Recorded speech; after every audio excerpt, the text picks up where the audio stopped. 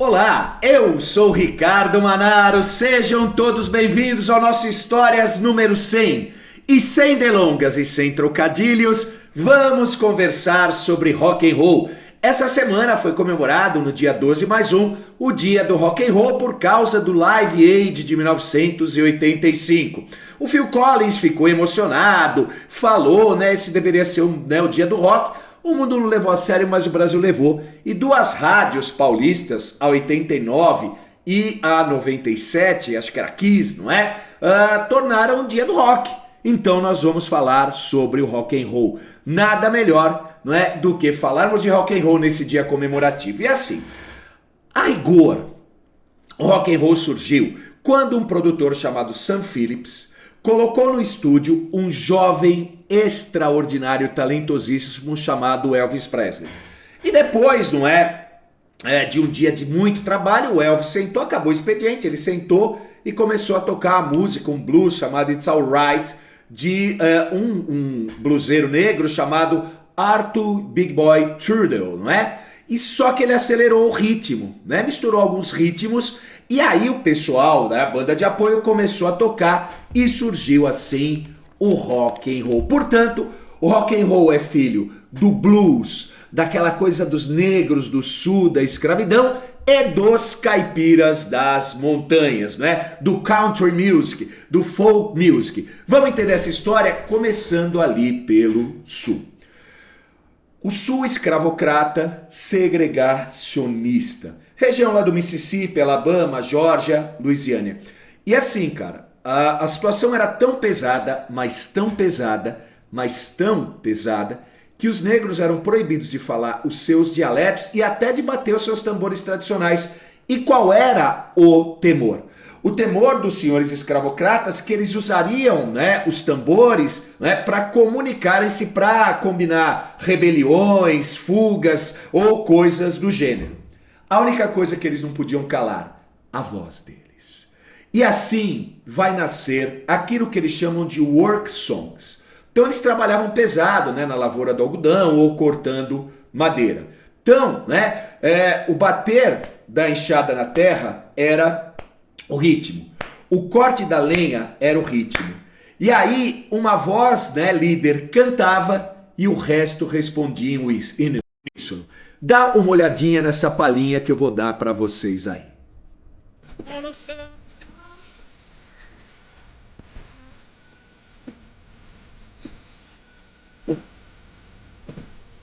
Assustaram, sempre pensaram que quando eu falei que ia dar uma palhinha ia cantar. Não, pessoal, tô rouco. De trabalho mais feliz. Agora, algumas coisas são interessantes aí. Primeiro, perceba que tem uma coisa de rock and roll aí. Como assim, Manaro? Não tem isso, O band leader canta e aí a guitarra responde quando ele vai trocar uma ideia com a guitarra, o próprio público, Então tem um pouco do espírito do rock and roll. Segundo, essas músicas, work songs, elas tinham uma dupla finalidade. Primeiro, coordenavam o movimento no trabalho e isso, de certa maneira, evitava acidentes.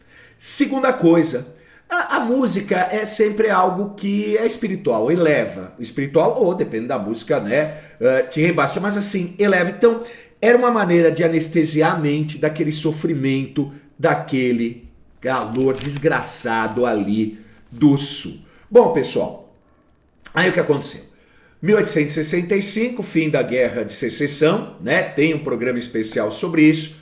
Houve o fim da escravidão. Mas conforme nós falamos no nosso programa, em que contamos a história do Martin Luther King, o fim da escravidão não significou, sim, o fim da segregação. A gente tinha Jim Crow, Ou seja, continuava a segregação de espaços, tantas outras coisas. E os negros, quer dizer, há o fim da escravidão, mas eles ficam sem terra, sem dinheiro e sem direitos. E alguns vão procurar trabalho e muitos vão trabalhar de meieiros. Eu vou falar rapidamente porque esse não é escopo, mas o meieiro era como um sistema de parceria no Brasil. Então ele pegava uma determinada área, lá ele ia plantar, colher o algodão e depois ele ia dividir com o proprietário, os lucros. Só que geralmente ele ficava endividado, agora mudava, Acabou o sofrimento da escravidão? Sim, mas agora tinha um outro sofrimento que era a solidão. Os caras ficavam solitários. Então você imagina o cara trabalhando de sol a sol, sozinho, sem ninguém, não é, moçada? Então não tem mais work song com o pessoal. E aí vai surgir o field holler, um grito. Esse grito era um desabafo. Aliás, esse grito é o espírito do blues.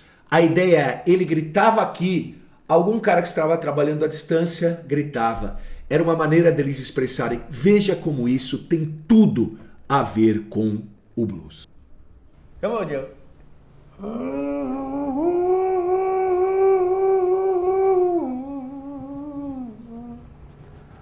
I woke up so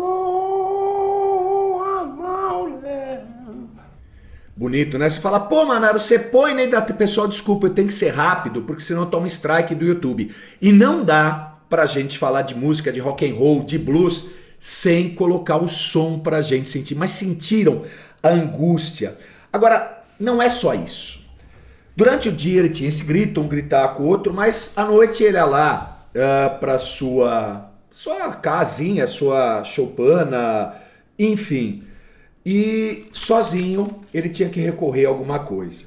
Então lá na sua cabana ele começava a fazer música.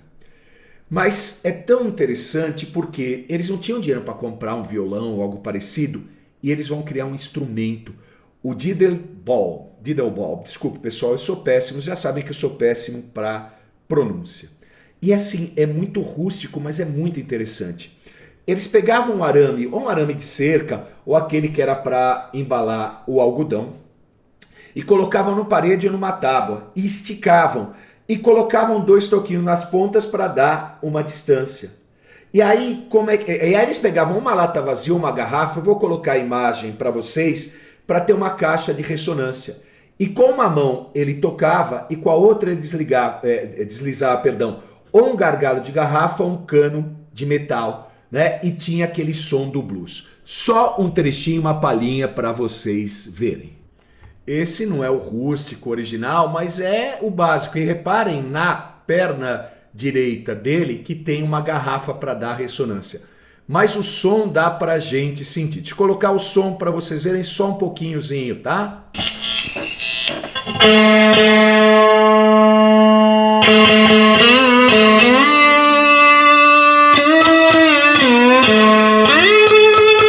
Então, pessoal, isso é de uma maneira sintética como nasceu o blues. Amanhã na live a gente vai falar mais, vai trocar muita ideia. Espero todos vocês ali. Então vocês veem, começam lá, não é, com as work songs, depois daquele isolamento, o field holler, e depois, não é, o diddleball. Pegamos o espírito da coisa, o espírito do som e daquele sofrimento. Agora vamos falar dos caipira. Vamos falar lá quando surge o country, quando surge o folk. Aí é uma música mais do leste, nas montanhas dos Apalaches, Apalache, Virgínia, Kentucky, Tennessee, que tem aquele whiskinho bom. E eram imigrantes pobres. E é interessante, lá na frente vinham da Grã-Bretanha, escoceses, islandeses e ingleses miseráveis. E eles viviam isolados das montanhas. E não era fácil viver lá. E qual era a maior diversão deles? Não é a única, né? O rock and roll, daqui a pouco eu falo, o rock and roll era uma das diversões. Mas vamos lá. Naquelas noites frias das montanhas, a música, o som. E eles já tinham trazido alguns violinos tradicionais, alguns bandolins, e aí eles começavam a fazer o som deles, as baladas dele, um pouquinho mais rápido, um ritmo mais rápido, tal.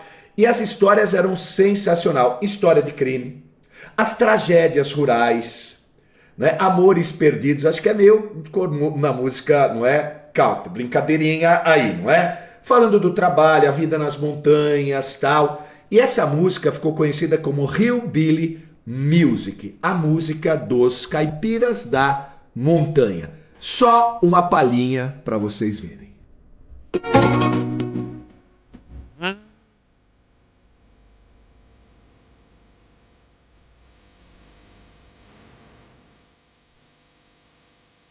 Então, trecho curtinho, mas deu para pegar o espírito da coisa, público qualificado.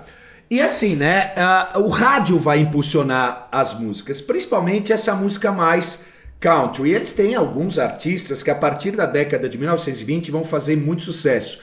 Na década de 30 o rádio assim vai arrebentar a boca do balão nos Estados Unidos, mas na década de gente era forte, tinha a família Carter, que é a Sagrada Família do Country, depois Hank Williams, um cara muito conhecido. Agora, algumas coisas, o rádio vai ser importante. Agora, pessoal, onde é que tanto negros e brancos vão aprimorar essa música? Onde eles vão aprimorar o ritmo, a harmonia, a interpretação? Se você falou nas igrejas, tá certo. Então, nas igrejas lá do Mississippi, do Sul, não é? Era uma catarse mesmo, tocava, né, o piano nasceram o spiritual, a música gospel. Então tocava o piano, o pessoal batia palma, aqueles hinos de louvor, né? Aquela energia, aquela coisa que te levava, mas tinha no fundo aquela tristeza do blues, que o Elvis vai acabar captando. E o pessoal das montanhas, a mesma coisa, o mesmo nível de som e de energia, muito embora com uma sonoridade diferente. Então é dessa mistura de sons, e por isso que eu pus um pouquinho de cada som, que vai surgir o rock and roll. Agora, como é que surge o rock and roll? Na verdade, o rock and roll surge da mistura, quer dizer, como é que explode o rock and roll, melhor dizendo. Então, uma série de fatores. Primeiro, o rádio. O rádio é aquilo que eu falei, grande veículo de comunicação de massas, o imortal rádio. Cara, o meu veículo de comunicação preferido, mas não estão falando de mim. Então, você tinha algumas rádios, especialmente em Nashville. Olha que louco.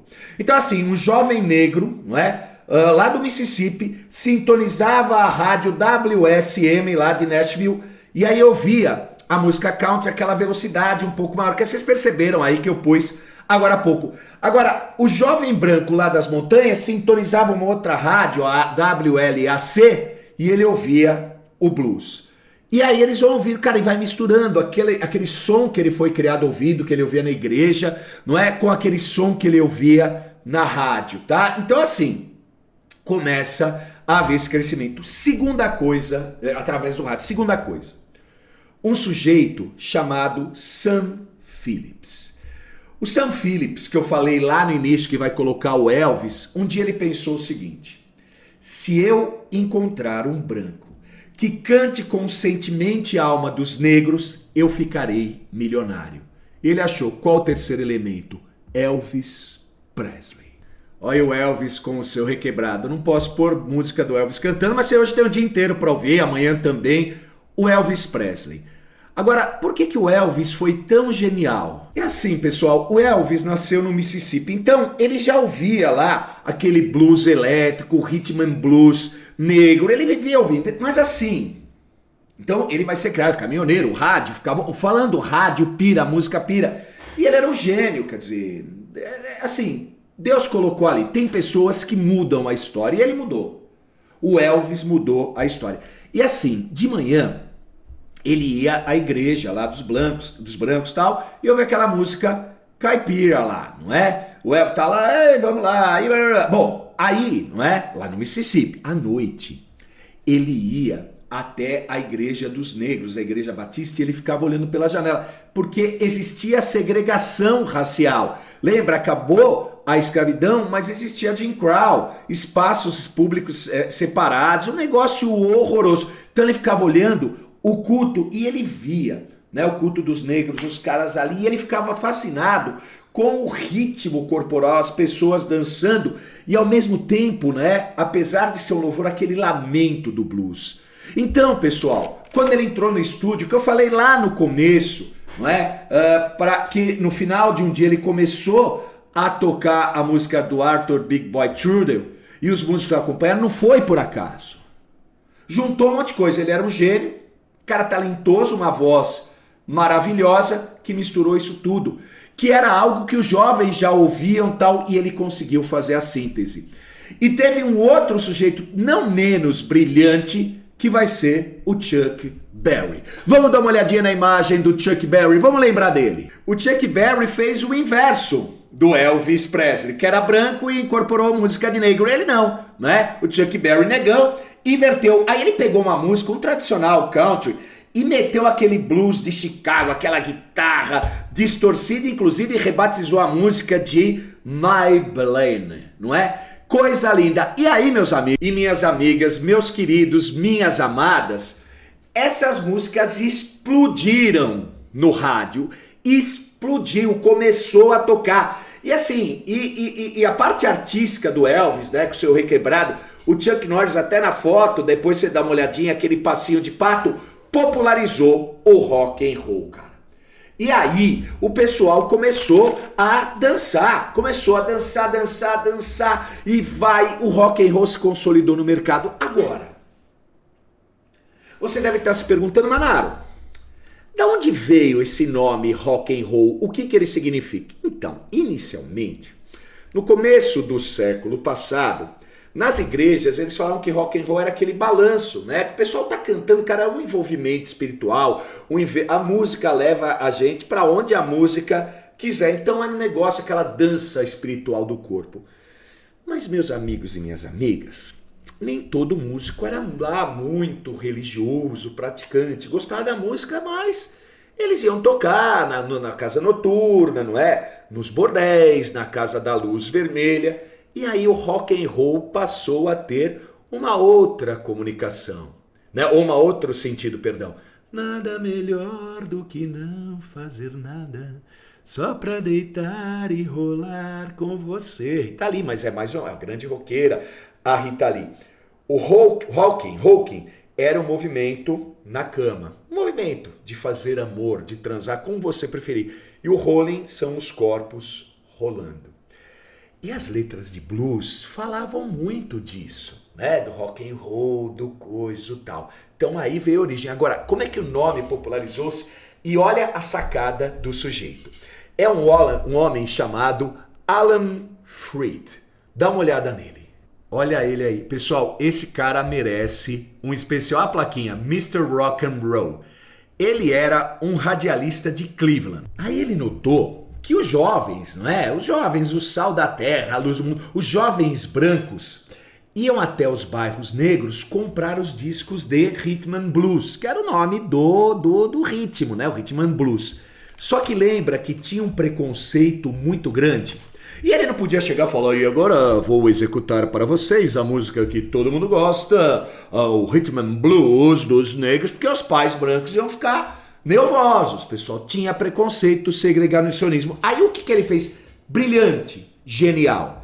Aí ele falou assim, e agora o ritmo contagiante, o ritmo que está dominando a juventude, o ritmo que balança, o ritmo com o balanço do carro, né? A música que todos gostam, o rock and roll. Então o rock and roll ficou, não é? O pessoal não sabia, né? Os pais dos meninos brancos não sabiam, das meninas brancas sabiam.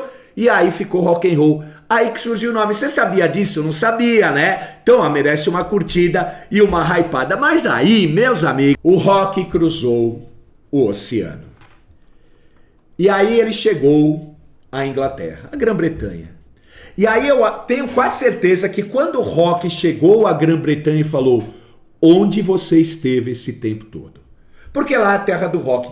Eu confesso a vocês que quando era mais jovem, eu pensava que o rock tinha vindo da Inglaterra, quando era criança, adolescente. Porque, sei lá, nasceu nos Estados Unidos. Porra, que história linda a gente acabou de ver, do Elvis, né, do Chuck, né, todo o ritmo crescendo. Mas era uma dança, maravilhoso o balanço.